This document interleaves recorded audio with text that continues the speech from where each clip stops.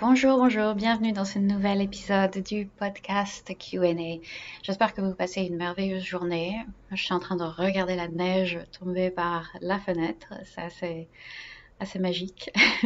C'est, oui, c'est plutôt sympa, même si pour le moment elle ne tient pas vraiment. Mais il y a toujours un sentiment un peu de merveilleux à la neige. Surtout que j'ai vécu pendant 5 ans dans les Caraïbes et clairement ça m'a énormément manqué. Rien que le fait d'avoir froid en fait m'a manqué, mais la neige encore plus. Bref, j'arrête de raconter ma vie. Je vais commencer à répondre à vos questions. Et la première question est longue encore. Je commence à la lire et je vous préviendrai quand j'arrête de la lire. Alors, la première question. J'ai une super question à 1 000 euros. Comment gérer le sentiment de culpabilité lorsqu'on prend du temps pour soi sur du temps de travail? Par exemple, quand on annule des engagements parce qu'on est malade ou qu'on a d'autres priorités. On en parlait avec une copine récemment. On a beau savoir que la santé physique et mentale passe avant tout, qu'il est légitime de devoir annuler des engagements professionnels, une échéance pour moi, des rendez-vous avec ses patients pour elle, quand il faut se reposer ou se soigner. Et pourtant, mon ami et moi, on faisait le constat qu'on ne peut pas s'empêcher de culpabiliser dans ces situations-là. Ce qui est par ailleurs très contre-productif, parce qu'on a par conséquent du mal à se reposer et à bien récupérer. Ça fait un peu double peine. Des tips? Fin de la question. Donc, oh non, la perceuse!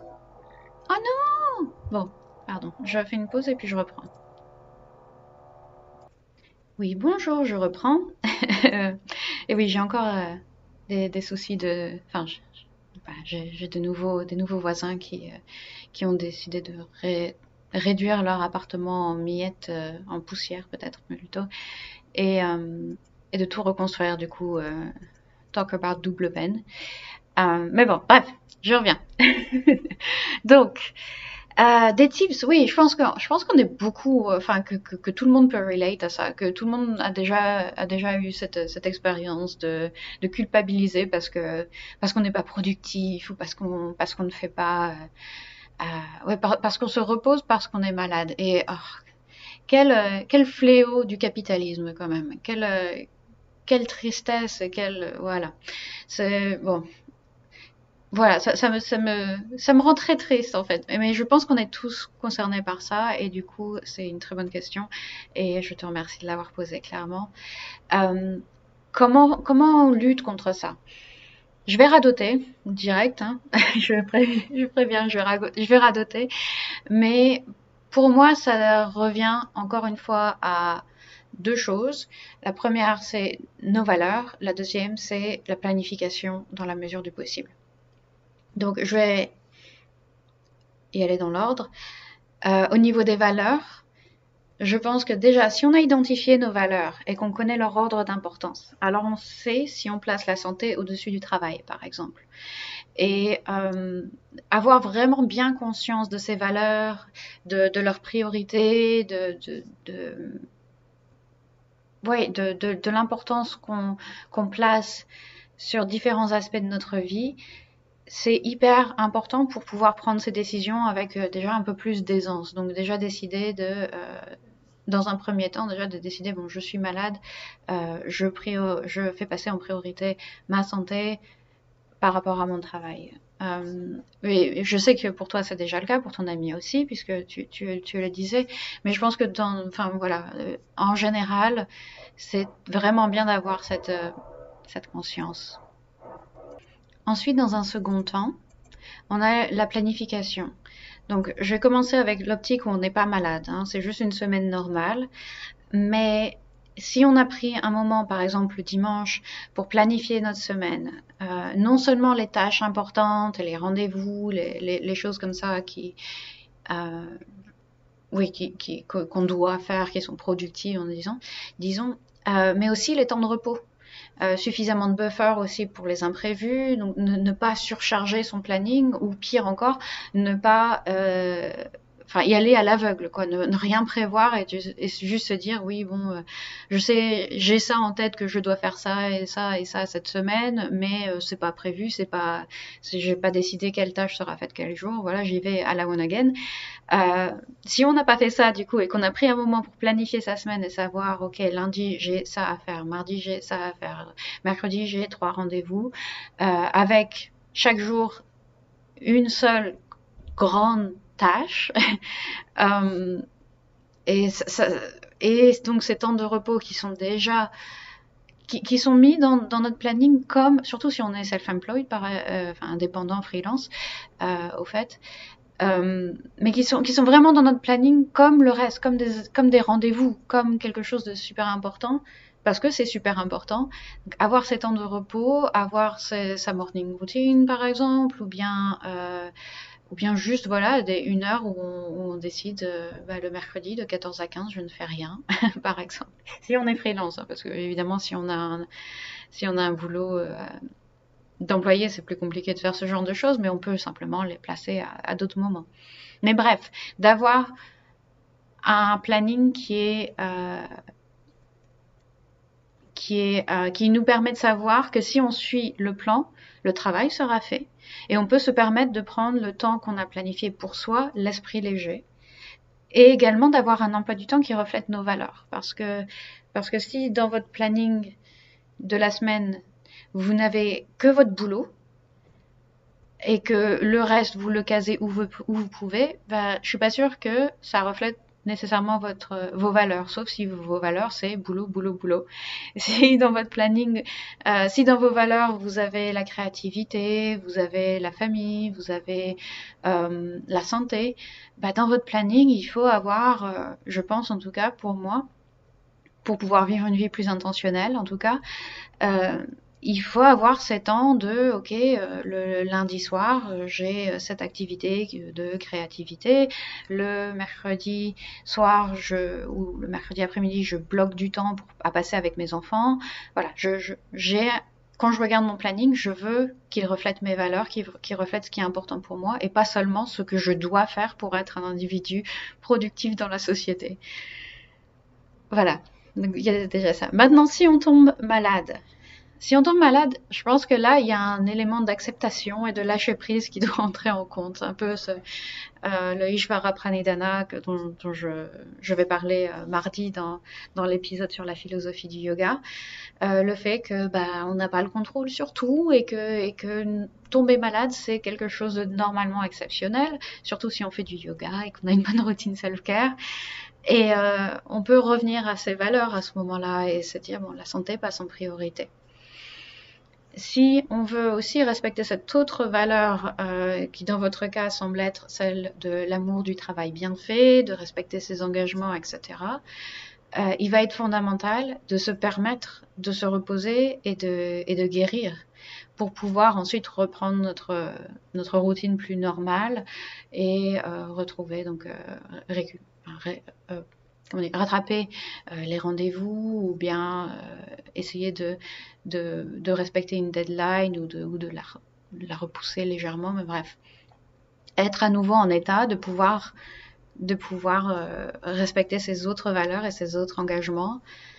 Mais voilà, la maladie, enfin, je vous apprends rien, c'est quelque chose qui arrive et qui nous tombe dessus et il faut faire avec et il faut lâcher prise, se dire bon aujourd'hui aujourd'hui je serai pas capable de faire grand chose et là aussi on peut planifier, si c'est un rhume par exemple, on sait qu'il y a peu de chances que ça dure plus d'une semaine où on est complètement HS.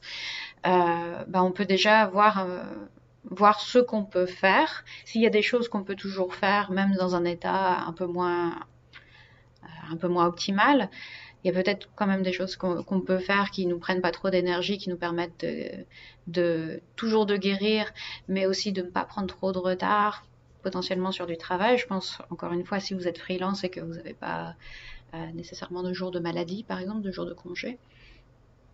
Et on peut planifier ensuite l'après aussi, la semaine prochaine, bon, je vais faire ça, je vais faire ça. Ça peut nous aider à avoir l'impression qu'on laisse pas juste tout tomber et pour se reposer. Voilà. Mais une fois que ça c'est fait, par contre, on se dit bon bah maintenant intentionnellement je vais juste me reposer, au diable la culpabilité et on peut le voir comme une façon productive d'aller mieux, tout simplement. Et c'est productif aussi. Le repos et la guérison, c'est quelque chose de productif, même si c'est un peu décrié dans notre belle société capitaliste. Voilà. Donc voilà, c'est mon point de vue sur la question pour aujourd'hui.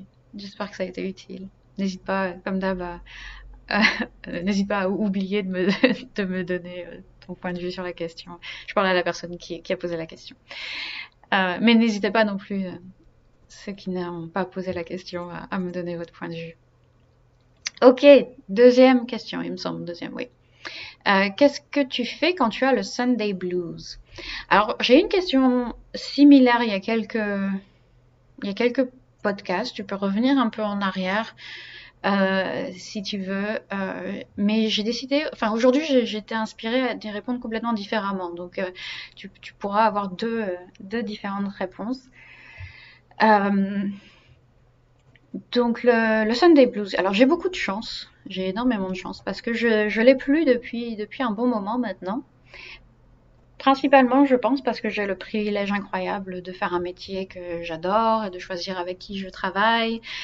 Du coup, je suis contente de me mettre à bosser le lundi, de savoir que je vais lire les check-ins de mes clients, que je vais les guider, que je vais leur préparer des séances de yoga aux petits oignons, et puis faire un métier qui correspond à 100% au sens que je veux donner à ma vie. Donc c'est sûr que je le reconnais, un privilège extraordinaire. Et évidemment, tout le monde n'a pas la possibilité de changer radicalement de carrière et de faire quelque chose comme ça. Et je pense aussi que beaucoup de gens ne savent même pas ce qu'ils feraient s'ils n'avaient aucune contrainte. Et je pense que c'est une bonne question à se poser, ça, de temps en temps. Donc je vous invite à le faire, à vous dire si vous n'aviez aucune contrainte financière, si vous n'aviez, voilà, si vous pouviez vraiment faire ce que vous vouliez de votre journée, qu'est-ce que vous feriez?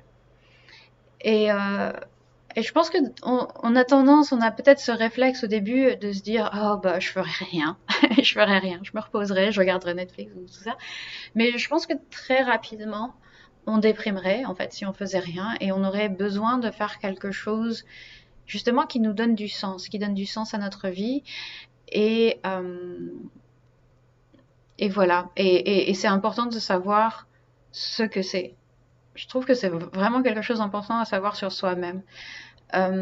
J'avais vu d'ailleurs que on a tous un niveau de bonheur assez stable, même si il nous arrive quelque chose, genre une maladie, un deuil, quelque chose comme ça, une séparation, on va avoir le niveau de bonheur qui va baisser un peu pendant maximum 6 mois, et puis après il remonte et il revient à ce niveau assez stable de 7-8 sur 10. Mais il y a un événement qui arrive dans la vie qui fait baisser le sentiment de bonheur durablement, c'est la retraite. Parce qu'on n'a plus de sens à sa vie en fait. Une fois qu'on est à la retraite, on se dit bon bah voilà, j'ai fini je travaille plus, j'ai plus de raison de me lever le matin, j'ai plus rien qui me force à me lever le matin. Et pour beaucoup de gens, le fait de perdre ce purpose, ça crée une dépression en fait, tout simplement. Donc important à savoir, qu'est-ce qui donne du sens à votre vie? Qu'est-ce que vous feriez si vous n'aviez aucune contrainte? Si vous gagnez à la loterie demain. D'ailleurs, voilà, on voit aussi les gagnants de la loterie, souvent, ils pètent un câble, en fait. Il y a aussi le fait d'avoir soudainement énormément d'argent et de ne pas savoir le gérer, mais il y a aussi ce fait de, qu'est-ce que je fais de ma vie maintenant, en fait? Donc voilà, c'est intéressant. Et je dirais qu'une piste à explorer, c'est de s'interroger sur ce qui te donne un sentiment de purpose, ce qui te donne du sens à ta vie, ce qui te passionne, ce qui te fait vibrer, ce qui te fait te sentir vivante. Et de voir ensuite plutôt comment tu peux intégrer ça à tes semaines. Donc ça ne doit pas forcément être ton métier. Je pense qu'il est tout à fait possible de trouver ça, même en ayant un métier qui ne nous passionne pas particulièrement et qui met de la bouffe sur la table. Mais je pense que du coup, il faut avoir autre chose en parallèle, en fait. Il faut avoir quelque chose qui te donne envie de te lever le lundi matin et voilà, qui te donne envie de te lever le lundi matin et qui du coup fait que le dimanche soir, tu te dises pas oh, encore une autre semaine qui commence, tu vois. Et c'est comme ça que j'ai commencé d'ailleurs quand j'étais encore traductrice. Le dimanche, je planifiais un peu ma semaine et je savais que j'allais commencer mon lundi avec une séance de yoga avec mes profs préférés, que j'allais aussi me caser du temps d'études pendant la semaine pour faire ma formation de prof. Et ben j'avais trop hâte du coup, j'avais trop hâte. Tous les jours, j'allais me coucher en ayant hâte du lendemain. Euh, donc ça peut être aussi des activités créatives, ça peut être du sport, ça peut être du jardinage, ça peut être du temps avec les enfants, enfin, n'importe quoi en fait. Ça va vraiment dépendre de toi. Euh, et je reviens du coup encore à la première question, le fait de remplir sa semaine intentionnellement et de pas simplement avoir la perspective métro, boulot, dodo, pour moi c'est super important. C'est ce qui donne un sens à la vie et ce qui empêche du coup d'avoir ce Sunday blues. Ouais, je vais rester là-dessus pour aujourd'hui. Donc c'est une réponse complètement différente de celle que j'avais donnée avant. J'espère que ça se complète bien du coup. Donc n'hésitez pas à aller voir celle d'avant. Et n'hésitez pas si vous avez envie que je vous aide, que je vous soutienne dans votre démarche self-care, que je vous aide à gagner en mobilité, en zen, en bonnes habitudes, en routine, allez voir yogawithclem.com/fr. C'est le lien, bien sûr, dans les notes de l'émission. N'hésitez pas à m'envoyer vos questions également. Je suis toujours ravie d'y répondre, toujours, toujours. Et je vous souhaite une excellente journée. À très bientôt.